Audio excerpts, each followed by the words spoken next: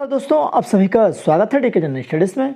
दोस्तों आप सभी के लिए यहाँ पर प्रयोगशाला परिचारक साथ ही साथ प्यून चौकीदार की जो भर्ती निकली है उसका यहाँ पर क्लास लेकर आया हूँ, जो कि विज्ञान सामान्य विज्ञान का यह क्लास है और लगभग आपको 35 क्वेश्चन मैं बताऊँगा जो कि टॉप 35 क्वेश्चन रहेगा और आपके एग्ज़ाम के लिए काफ़ी इंपॉर्टेंट रहेगा। इसके अलावा अगर आप अन्य एग्ज़ामों की भी तैयारी कर रहे हैं तो भी उसमें भी काम आएगा, तो आप अच्छे से तैयारी करिए।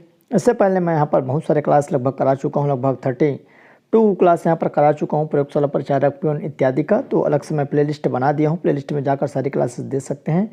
जो भी अभ्यर्थी चैनल में पहली बार जुड़े हैं, पहली बार आए हैं, तो चैनल को सब्सक्राइब कर लीजिए, क्योंकि इस चैनल पर आपको तैयारी करवाई जाती है एग्ज़ामों की, जो कि पूर्णतः निःशुल्क रहता है। साथ ही साथ गवर्नमेंट जॉब से रिलेटेड जितने भी यहाँ पर वैकेंसियाँ आती है उसकी भी जानकारी यहाँ पर आपको उपलब्ध कराई जाती है। तो चैनल को सब्सक्राइब कर लें, साथ ही साथ बेल घंटी के जो ऑल बटन है उसको ऑल पर सेट कर लें, ताकि जब भी यहाँ पर कोई नया वीडियो मेरे द्वारा अपलोड किया जाए तो आप तक उसका जानकारी नोटिफिकेशन अवश्य पहुँचे, तभी आपको जानकारी हो पाएगी। क्योंकि बहुत सारे अभ्यर्थियों को आज के डेट में भी पता नहीं चल पाता कि क्या यहाँ पर चल रहा है।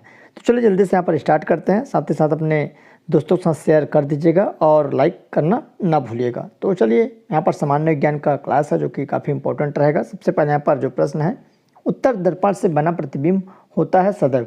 तो जो उत्तल दर्पण से प्रतिबिंब बना होता है वह सदैव कैसा रहता है? तो वस्तु से छोटा, वस्तु से बड़ा, समान आकार या वास्तविक।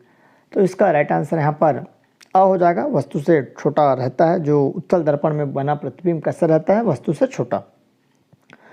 पौधे नर जननांग हैं, तो पौधे जो होते हैं नर जननांग होते हैं। तो अंडाशय, वर्तिकाग्र या पुमंग। तो यहाँ पर पौधे नर जननांग है, तो पुमंग के द्वारा इस पर डी वाला ऑप्शन सही हो जाएगा। अगला प्रश्न है, निषेचन पश्चात अंडाशय से बनता है। तो निषेचन के पश्चात अंडाशय से क्या बनता है? तो यहाँ पर फल है, बीज है, पराग है, इनमें से कोई नहीं। तो निषेचन पश्चात अंडाशय से जो बनता है वह फल यहाँ पर हो जाएगा।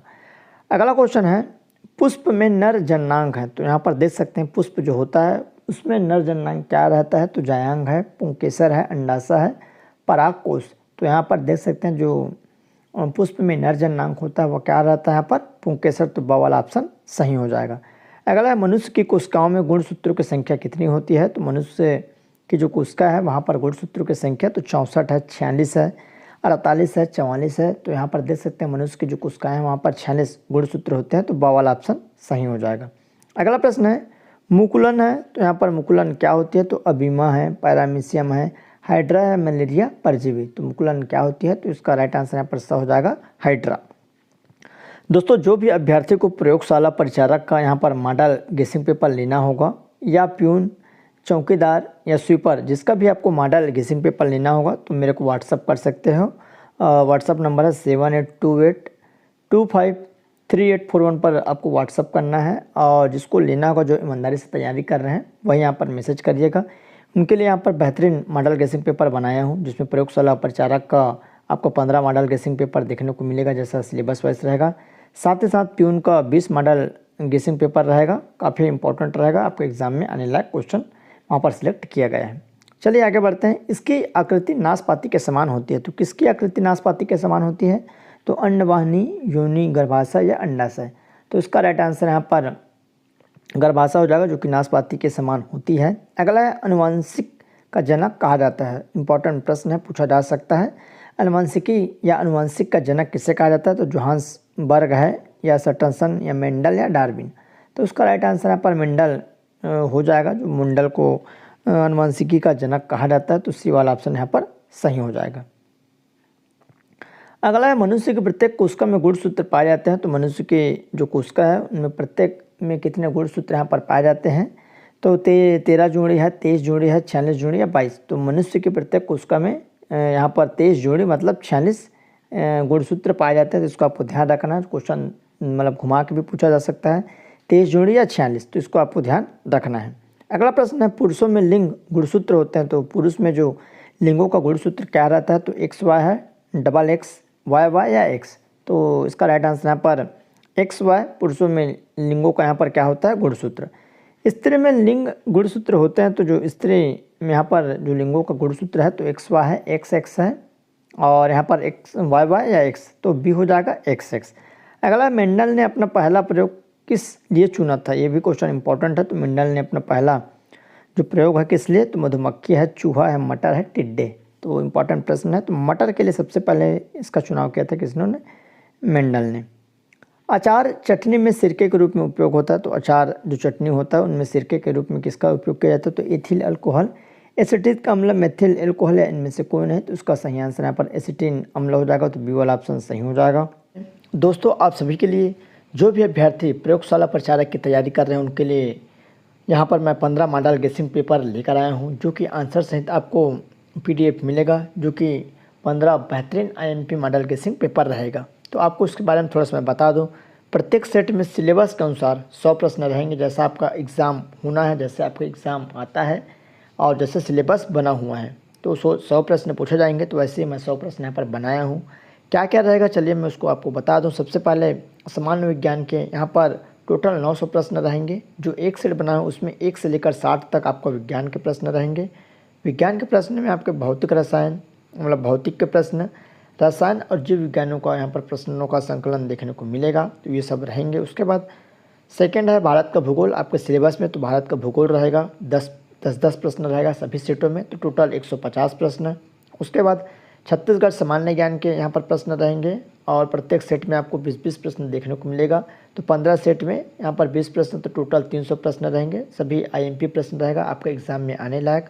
उसके बाद छत्तीसगढ़ और भारत के करंट अफेयर के प्रश्न रहेंगे, वो भी 10 प्रश्न यहाँ पर मैं सिलेक्ट किया हूँ, तो 90 से 100 तक, तो टोटल यहाँ पर 150 प्रश्न। तो इस तरह जो कुल प्रश्नों की संख्या है 1500 प्रश्न रहेंगे और सभी सिलेक्टेड प्रश्न रहेंगे आपके एग्ज़ाम में आने लायक। तो जो भी अभ्यर्थी ईमानदारी से तैयारी कर रहे हैं, जो लेने के इच्छुक हैं, वही मेरे को मैसेज कर सकते हैं। जिसको भी IMP मॉडल गेसिंग पेपर लेना हो व्हाट्सअप कर सकते हैं, ये नंबर है। और जो भी अभ्यर्थी प्रयोगशाला प्रचारक बनना चाहते हैं, जिसको मदद लेनी है, तो इसको लेकर आप कर सकते हैं। बहुत ही यहाँ पर मिनिमम चार्ज पर आपको दिया जाएगा। तो जो ईमानदारी से तैयारी कर रहे हैं वही मैसेज करें, बाकी जो टाइम पास या ऐसी फॉर्म भर। अगला प्रश्न है मानव शरीर की सबसे छोटी अंतःस्रावी ग्रंथि है। तो मानव शरीर की जो सबसे छोटी इकाई जो होती है यहाँ पर अंतःस्रावी ग्रंथि, तो कौन सी है? तो यहाँ पर देख सकते हैं थायराइड है, उसके बाद पैराथायराइड या पिनियल का या अग्नाशय। तो इसका सही आंसर यहाँ पर पिनियल का सी वाला हो जाएगा। अगला है मानव शरीर की सबसे छोटी बाह्य स्रावी ग्रंथि, वो अंतःस्रावी था या बाह्य स्रावी ग्रंथि है? तो थायराइड है। पैराथायराइड या पिनिकल का या अग्नाशय, तो उसका सही आंसर यहाँ पर अग्नाशय डी वाला हो जाएगा। अगला है मानव शरीर की सबसे छोटी मिश्रित ग्रंथि। तो मानव शरीर की जो सबसे छोटी मिश्रित ग्रंथि कौन सी है? तो यहाँ पर देख लेते हैं, थायराइड है, पैराथायराइड या पिनियल का या अग्नाशय, तो डी वाला अग्नाशय हो जाएगा। अगला है मानव शरीर की सबसे बड़ी ग्रंथि कौन सी है? इंपॉर्टेंट प्रश्न है, पूछा जा सकता है। तो मानव शरीर की सबसे बड़ी ग्रंथि कौन सी है? तो चलिए देख लेते हैं, थायराइड है, यकृत है, पिनियल का है या अग्नाशय। तो मानव शरीर की सबसे बड़ी जो ग्रंथि है यकृत हो जाएगा। अगला मानव शरीर की सबसे छोटी ग्रंथि, ये भी IMP है। तो थायराइड है, पिनिका है या यकृत या अग्नाशय। तो यहाँ पर देख सकते हैं मानव शरीर की सबसे छोटी जो ग्रंथि है तो पिनियल का, यहाँ पर बी वाला ऑप्शन आपका सही हो जाएगा। चलिए आगे बढ़ते हैं। शरीर में हार्मोन्स का स्त्रावण करने वाली ग्रंथि, तो शरीर में जो हार्मोन्स की उत्पत्ति होती है वह बाहर स्त्रावण करती है, तो कौन सी ग्रंथि के द्वारा? तो बाह्य ग्रंथि है, मिश्रित ग्रंथि, अंतःस्रावी ग्रंथि या इनमें से कोई नहीं। तो इसका सही आंसर यहाँ पर अंतःस्रावी ग्रंथि हो जाएगा, जिससे यहाँ पर शरीर में हार्मोन्स की यहाँ पर उत्पत्ति या संचरण होती है। अगला एंजाइम स्त्रावण करने वाली ग्रंथि कौन सी है? तो एंजाइम जो प्रकट करती है या छोड़ती है वो कौन सी ग्रंथि है? तो बाह्य ग्रंथि है, अंतःस्रावी ग्रंथि, मिश्रित ग्रंथि या उपयुक्त सभी। तो इसका राइट आंसर यहाँ पर बाह्य ग्रंथि हो जाएगा, जो कि एंजाइम स्त्रावण करती है। अगला है हार्मोन्स एवं एंजाइम स्रावण करने वाली ग्रंथि कौन सी है? तो यहाँ पर देख सकते हैं हार्मोन्स या एंजाइम श्रवण करने वाली जो ग्रंथि है तो बाह्य स्रावी ग्रंथि, अंतःस्रावी ग्रंथि, मिश्रित ग्रंथि, उपयुक्त सभी। तो इसका राइट आंसर यहाँ पर मिश्रित ग्रंथि सी वाला हो जाएगा। अगला है जीवन रक्षक हार्मोन्स का स्रावण करने वाली ग्रंथि। IMP क्वेश्चन है, जीवन रक्षक हार्मोन जो है किसके द्वारा यहाँ पर उत्पत्ति की जाती है? तो एड्रिनल ग्रंथि है, पीयूष ग्रंथि, टिप ग्रंथि या थाइमस ग्रंथि। तो एड्रिनल ग्रंथि ए वाला ऑप्शन सही हो जाएगा, जो कि सत्य आंसर है। अगला प्रश्न है निम्न में से किस हार्मोन्स में आयोडीन होता है? तो इनमें से कौन सा हार्मोन्स है जहाँ पर आयोडीन पाया जाता है? तो थायरॉक्सिन है, टेस्टोस्टेरोन या प्रोजेस्टेरॉन या इंसुलिन। तो यहाँ पर देख सकते हैं हार्मोन्स में आयोडीन होता है, तो इसका राइट आंसर थायरॉक्सिन ए वाला हो जाएगा। अगला है निम्न में से कौन सा ग्लैड आंसू बनाता है? तो इनमें से कौन सा ग्लैंड है जो आंसू बनाता है, जो आंखों से निकलती है? तो पिट्यूटरी है, थायराइड है, पैंक्रियास है, यहाँ पर लेक्रोमल। तो इसका करेक्ट आंसर थायराइड हो जाएगा, जो कि आंसू यहाँ पर बनाती है, उत्पन्न करती है। अगला है सूची ए को अंतःस्रावी ग्रंथि को सूची 2 से स्रावित हार्मोन्स में यहाँ पर मिलान करना है, सुमेलित करना है। तो जनन ग्रंथि है, पीयूष ग्रंथि, अग्नाशय या अधिवृक्क। तो यहाँ पर 4 ऑप्शन दिया हुआ है, तो चलिए यहाँ पर मिलान कर देख लेते हैं। तो इसका जो सही आंसर यहाँ पर सी हो जाएगा। तो एक आपका 2 हो जाएगा, तो जनन ग्रंथि यहाँ पर प्रोजेस्टेरॉन हो जाएगा। उसके बाद आपका बी का 3 तो पीयूष ग्रंथि वृद्धि हार्मोन्स। उसके बाद सी का 1 तो अग्नाशय इंसुलिन, और यहाँ पर डी का 4 अधिवृक्क कार्टिसोल। तो ये आंसर आपका सही हो जाएगा। अगला प्रश्न है एडीएच की कमी से निम्न में से कौन सा अवस्था दिखाई देती है? तो एडीएच की कमी से कौन सी अवस्था दिखाई देती है? तो पॉलीडिस्प्लिया, पॉलीयूरिया, या दोनों ए और बी, या ग्लूकोडिया। तो इसका सही आंसर यहाँ पर क्या हो जाएगा? तो उसका करेक्ट जो आंसर है आपका इसका जो सही आंसर यहाँ पर सी हो जाएगा, ए और बी दोनों, जो कि पॉलीडिस्प्लिया या पॉलीयूरिया। मानव शरीर की सबसे बड़ी अंतःस्रावी ग्रंथि तो थायराइड है, पैराथायराइड, यकृत या अग्नाशय। तो इसका सही आंसर क्या हो जाएगा? जो मानव शरीर की जो सबसे बड़ी अंतःस्रावी ग्रंथि है, तो यहाँ पर थायराइड, ए वाला ऑप्शन सही हो जाएगा। चलिए आगे बढ़ते हैं। मिश्रित ग्रंथि है, तो मिश्रित जो ग्रंथि है कौन सी हो जाएगी? तो यहाँ पर थाइमस ग्रंथि है, हाइपोथैलेमस है, अग्नाशय है, पीयूष ग्रंथि है। तो मिश्रित जो ग्रंथि है कौन सी है? तो अग्नाशय हो जाएगी। तो यहाँ पर सी वाला ऑप्शन सही हो जाएगा। फाइट एवं फ्लाइट हार्मोन्स का स्त्रावण करने वाली ग्रंथि, फाइट एवं फ्लाइट, तो एड्रिनल ग्रंथि है, हाइपोथैलेमस ग्रंथि, अग्नाशय या पीयूष। तो उसका सही आंसर यहाँ पर एड्रिनल ग्रंथि हो जाएगा।